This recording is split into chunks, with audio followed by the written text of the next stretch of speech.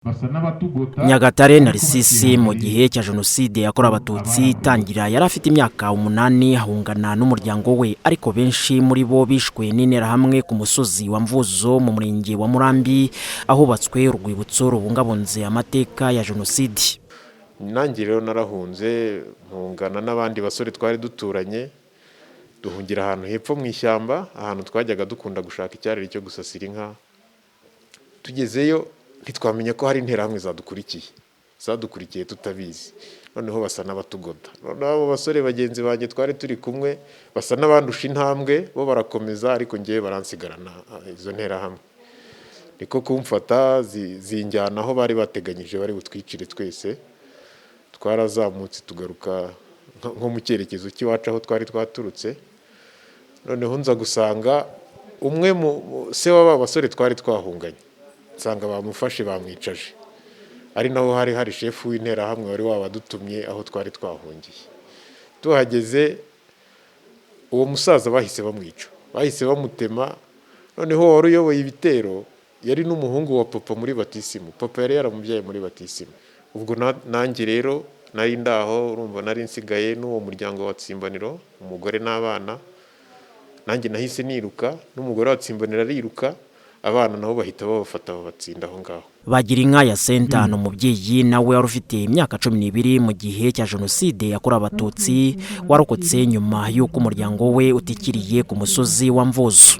Gusa yishimira ahageze yiyubaka ndetse no kuba kuri uwo musozi barubakiwe urwibutso. Kuba urwibutso rw'abazize jenoside yakorewe abatutsi rwubatswe hano mu Mvuzo ni agaciro gakomeye, bivuze ikintu kinini. Uyu munsi abarokokeye kuri musozi wa Mvuzo ndetse n'ahandi hose abarokotse muri rusange bo muri aka karere dufite aho tugeze. Turiga twese, turasabana, ubona ko ari ahantu tugeze twiyubaka. Abarokotse jenoside yakorewe abatutsi mu murenge wa Murambi mu karere ka Rulindo bashimira ingabo zahoze ari zarapiye zabarokoye nk'uko byemezwa na Presidente wa Ibuka Murebwayire Alphonsine. Twebwe nk'abacitse ku icumu, ingabo za RPF Inkotanyi tuzita ubuzima, zadushubije ubuzima ubwo interahamwe zari zirimo zitema abatutsi kuri uyu musozi wa Mvuzo. Ariko icyo dushima ingabo za RPF Inkotanyi zahagaritse jenoside yakorerwaga abatutsi. Inzibutso zo mu karere ka Rulindo zishyinguyemo imibiri y'abazize jenoside yakorewe abatutsi 18.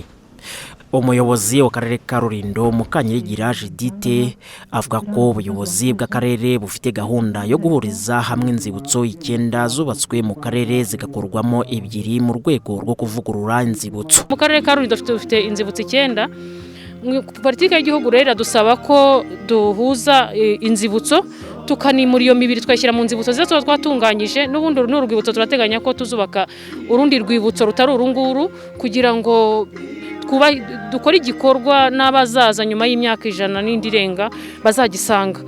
Rero turateganya kuhuza inzibutso.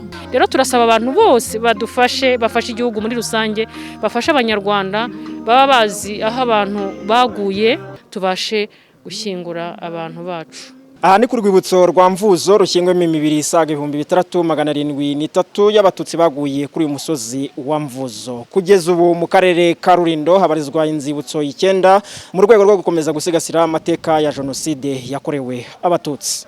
Robert Byiringiro, Televiziyo Rwanda mu karere ka Rulindo.